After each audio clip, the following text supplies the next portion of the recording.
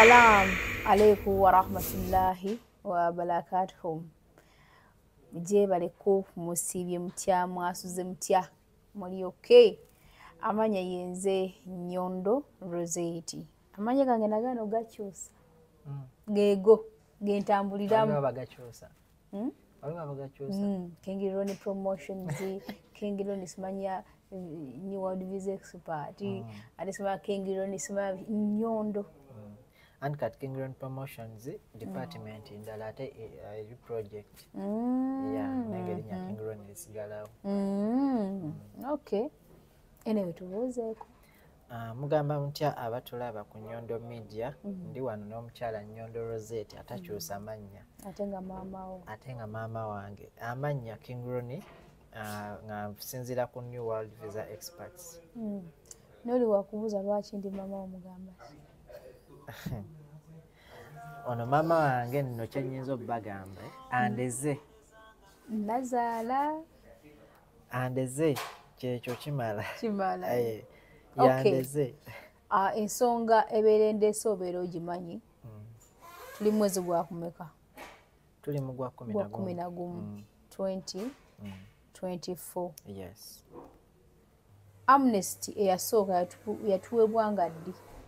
Yatuweebwa mu gwa mwenda nga lumu ng'eggwako mu gwa 11 nga lumu. Yes. Neetuuka neggwako ne batwongerayo emyezi emeka? Ne batwongeramu emyezi ebiri ng'etandika gwa 11 paka mu Desemba. Paka Desemba nga mmeka?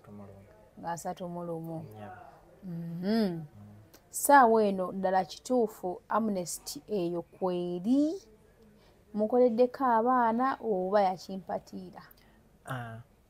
Nosonyiwa nti abaclient batusonga baba bangi. So ekituufu kiri nti Amnesty eno gye baleeta njagala tubeere open. Yasooka neekwata byonna ebyali biri free. Nti omwana yali asobola okugenda ku A to A. Basooka ne babikwata abaana basobola okufuluma naye ng'ate tasobola kukomawo. Batya nti omwana yafulumanga n'atuuka ku airport visa nezeekwata ne batuteekamu 90 days. Naye ng'ate 90 days okubeera approved ng'etwala 2 days. Naye ng'ate omwana agenze ku A to A kasita mu returning nga ne mukomawo ku DXB. Olina kubeerawo ekinene nnyo 12 hours ate nazo obeera bwoti toyi biki kwebuzaabuza ba CID butakuggyako passport. Kati 90 days ne 1 month ze zaali zizze ng'ate 2 months baziggyeewo. Kati 1 month yali efuluma naye 90 days nga tefuluma. Kati abasinga ate bagenderanga ku 90 days nga ze ba-applyinga ne kibakosa abaana bangi ne babatikka ne babaza e Kampala. Nga tuvudde ku A to A ne tudda ku bana abaali bagenda ewaka. Duli baafunanga exit permit. Ng'okola fingerprint visa yo gye yali gye wakoma n'ojja n'ofuna travel document n'ofuluma. Oba n'ofuna exit permit ng'olina passport n'ofuluma n'ogenda ewaka naye ng'osobola okukomawo. Ne kituuka ekiseera nga ezo fingerprint ezikyaliwo exit permit teziriiwo. Ng'omwana bw'agenda okusaba okufuluma nga bamuggyako liiso n'afuluma. Kitegeeza batakyasobola kukomawo naye abagenda mu Amnesty yasooka bakomawo. Kati waliwo enjawulo wakati wa Amnesty yasooka nene ey'okubiri? Enjawulo weeri. Ey'okubiri tebakomawo? Ey'okubiri tebadda. Baba baaninga? Full ban? Naye ate naffe bali kyali hidden nga teri akimanyi. Eri life ban? Life ban todda wano.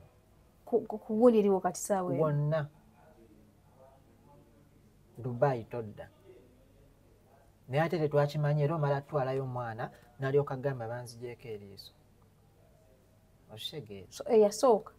Yanjawulamu ku eno? Eri yali mu favorable? Kimu kyonna yakyali favorable. Bw'okomparinga ku eno eyaleero? Nga neoba tolina passport genda tufuna travel document genda ewaka teekamu tekola passport teekamu visa komawo. Kati ne passport ezibuze tebakyazikola. Naye ng'ate lulimu eri Amnesty zibadde ate baazita nga ne oba abulwako passport bano abaana baali bazireka mu biyumba baali bafunye advantage bakola passport naye kati ate ne bazijjawo. Kati olina kukola renewal ng'olina enkadde. Bw'oba tolina nkadde tolina option.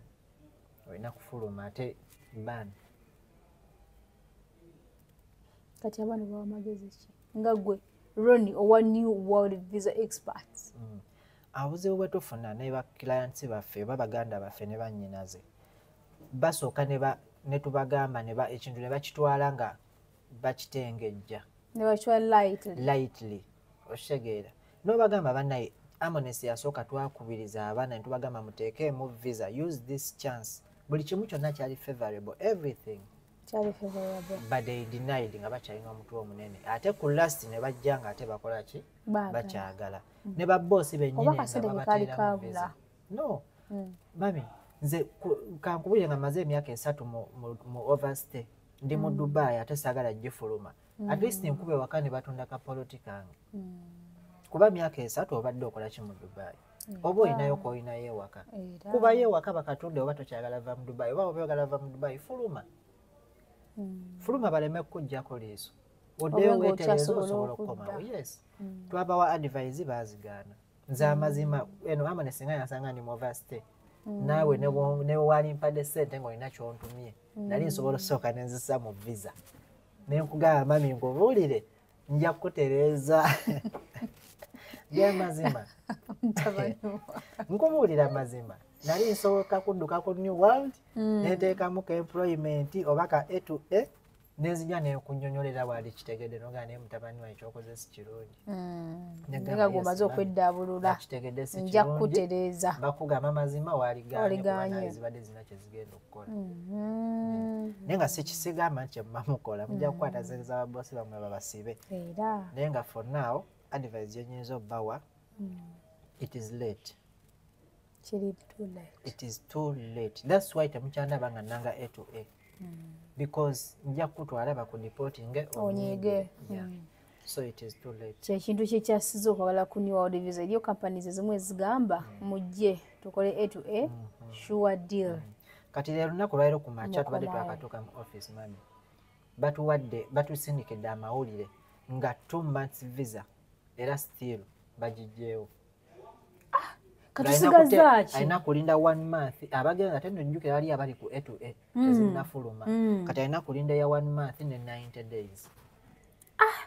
Naye kati jjukira client yakuwadde ya myezi emeka ebidi wamuggyako ssente ya myezi emeka ebidi kati ogenda muwa mwezi gumu ogenda munyonyola otya agenda kutuuka agamba oli muyaye oshegeera naye nga kyekituufu kati era abali ku airport ogwogenda olweggulo ojja kuŋŋamba lwe nti wayogedde ekituufu nga baba deportings kuba 90 days etwala ennaku 2 ate ku airport obeerawo 12 tosobola sulawo wano ku DXB bajja badeportinga so kati byebyo tubeera tubagamba Dubai ng'ekalubyemu nnyo no like abasajja abo Harmonies yasooka abaana baasukka obungi ku zigundi eyo ku migration baasukka bungi nnyo oshegeera kati ne balaba nga Harmonies eweddeko naye ng'ate abaana bakyali bangi tebannakolebwako okubaddewo oza ne bakozesa eya advantage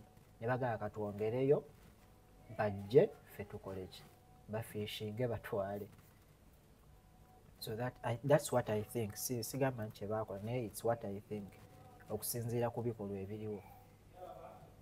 Naye Dubai eno ssaawa eno ogiraba otya omuntu agiwangaliramu ssaawa eno n'ebyemirimu biraba otya emirimu mwegiri oba kweyaguza lujjo? Kati nno kyenyinza okukugamba ate emirimu kati girabika ku baana abali serious okukola. Nze nina wano abaana babboosi baabwe be bakuba amasimu mbadde wano olabye message omwana bintu byampadde boosi abadde mu overstay emyaka 3 abadde akolera ku idea mulala yamaze n'agamba boosi wa amazima namugamba boosi ekituufu kiri nti IDC yange naye nsaba nkuwa ebyange ebituufu njala kukola visa olw'okuba omwana adde akola bulungi boosi we n'agamba kankuteremu visa ate so omusi babiri baana balinga 3 bennina nga baboosi bawe bali bateeramu visa naye nga badde mu kaliwali naye ng'akolera ku biwandiiko by'omulala bategeera nga vannyonnyodde. So kati Dubai eri mu kalubamu naye omugezi yenna yeetereeze bw'oba ofunye omulimu genda okole yogera amazima baboosi bamwe balina chances ezisinga naffe kuba abamu baloko abalala bayindi balina zikampani ennene balina ebiwandiiko ebisalawo ajja kugenda ateekayo ebiwandiiko byo visa zifulume nga tafunye buzibu bwonna because wano kasita oba nga olina ebintu ebizitowa kyetwaliyisa empapula everything is easy nga lunatera okumaliriza magezi ki gowa omwana atakozesa opportunity ya Amnesty eyasooka nga ssaawa eno yayitaze okufuluma amagezi alina sente za kuteekamu amagezi bizi oba freelance gwe wenna ali eyo nga Amnesty yasooka tewagikozesa kuba eno tegenda kukuyamba Amnesty yasooka nga tewagikozesa amagezi genkuwa gali gamu ga kufuluma ggwanga bakubaninga oba si ekyo osobola okubeerawo n'olinda kaliwali noga bwe balinkwata lwebwo okitegeera bwe balinkwata lwebwo kuba kati eno Amnesty eriwo efevaringa omuntu ogwo nga wali ofunyeeko ku Emirates wano eno newoba oli mu overstay okyasobola okukola employment ye option yokka eri bano bandi ku visit visa bano abandi ku visit ate watyango ono nali na employment nengenda ku visit visa nga kwembadde kwenafunira fine okay because kyebasinga okwetaaga details zo eri mu system ne fingerprints zo because kalika nakugambye nti fingerprint permits tezikyafuluma. Anyway, tukube obulango bw'abakama baffe New World Visa Experts ye traveling agency wano mu UAE ekyasinze okubeera enneesimbu ekyasinze okutambuza ba clients baayo okuva mu nsi ez'enjawulo n'ebaleeta wano mu UAE okuba ekyeyo oba okulambula oba okumanya Dubai yo etambula etya bakola visas oba categories za visas ez'enjawulo visa change A to A bakola visit visa tourist visa y'abasuubuzi bagiyita batya bagiyita multiple yes. Ekolebwa freelance ne family tekolebwa ne family visa visas kyendala partnership zonna zikolebwa ng'oggyeko ekyo what else do New World Visa Experts ekirala kye tuyinza obbagamba office ya Uganda eri officially opened era twafunyeyo abakozi abapya tulinayo Aisha Bata omukyalo oyo tiktoker kakati kagenda maaso jana babulire huyo Aisha Bata gyali mwenna abaagala okutambula naye officially ekola ku bakadaama abaagala okujja Dubai okukola tetambuza mu Dubai wokka so kati osobola okuli posta ze mujaba muziraba bali ku TikTok abaagala musobola okujja mu inbox yanse kola naffe yatanse welcome how warmly poza ina ne airport pick up era still ya New World Visa Experts ab'Entebbe from Entebbe airport to your destination wonna oyagala weri motoka mpya nnyo terina buzibu bwonna mbu wejja kufiira mu kkubo no twabirawo delays tewaliwo delay omwana yenna ali eyo oba oli Saudi Arabia oli Oman ng'owulira okooye okukolera mu nsi eyo wabula nga wandyetaaze oba nga wandyegombye okukolerako wano mu UAE Dubai Abu Dhabi Ras Al Khaimah mu state yonna eri wano mu UAE ogenda kubanga ate okontaktinga aba New World Visa Experts enamba zigenda kubeerako okwo obeere nga oyogerezeganya nabo bulungi nnyo otekemu ka input akasamusamu ke baana bakusabye obeere nga ate oyitira mu New World Visa Experts ojje waneeno okuba ekyeyo gwenna ayagala okukola obwakadaama baleeta abaana abalina experience be baliwa kadaama yali akozeeko mu nsi yonna nakola mu nyumba y'omuwalabu atakolangako ye gwe abadde e Uganda oba wa nga toyingirako mu nyumba y'omuwalabu so emisaala gyawukanamuuko input y'omu n'emisaala gyawukanamuuko nti gwe ojja kufuna akasente akasingako kukono atalina experience alina experience ojja kufuna akasente akasingako kukono atalina ki experience so omubeera nga mwetaaga okukola mugenda kuyita mu New World Visa Experts ye company nange gye neesiga era gye nyimirirawo nengamba nti eno ejja kukolera ekintu nga sijja kwejjusa nga sijja kujeevuma wali ekigambo kyonna ekirala ekisigalidde ekigambo ekisigaliddeyo kenyinza okusembyayo tufunye complaints ku baganda baffe abafuna visit visa zetubaawo okuva e Uganda bw'oba ng'ofunye visit visa nga gikusindikidde bambi nkusaba kati babawa only 15 days okubeera ng'oguze ticket. Nakiwuliddeko. Yes, because you're coming on a visit visa. A visit visa, you have to be ready. You're a visitor. Yeah. So by the time you apply for it, when it comes out, you have make to sure buy you're ticket. ready or booking a ticket. Yes. Or J. Yes. When you delay, it will be cancelled. That is why you're getting cancelled before entry. Yes. Cancelled before entry. Yes. Au kati delay ya ticket. Naye kati option weeri osobola okugifuna n'ogula ticket nga ya newogiwa omwezi kasita oba nga olina ticket yo. Oh. Ticket kasita ogiwa omwezi kuba tebagi cancellinga. Yeah, tebasobola. New World Visa Experts. Uganda yagala travelinga kuva Uganda paka Dubai. Aba New World Visa Experts ky'ekyokuddamu ekyo bakuleetedde visa ey'omwezi ogumu, emyezi ebiri, A2A visa change, freelancer visa, multi-entry visa, mwana wattu nga bakufunira ne police clearance. Aba New World Visa Experts bagenda kuyambako okutuwalinga ekibuga Dubai. Bagenda kuyambako okola hotel booking. Aba New World Visa Experts bakubire ku namba z'essimu amangaawo. Ogenda basanga ku Salaudin Metro Station, Eki House, opposite Asian Hotel. Aba New World Visa Experts batuukirireko ku mukutu gwabwe ogwa New World Visa Experts 115@gmail.com. New World Visa Experts bagenda kuddamu mu buli ky'obuuza ky'oyagala okutabulinga mu Dubai. Mwana wattu beekwate New World Visa Experts travel with us.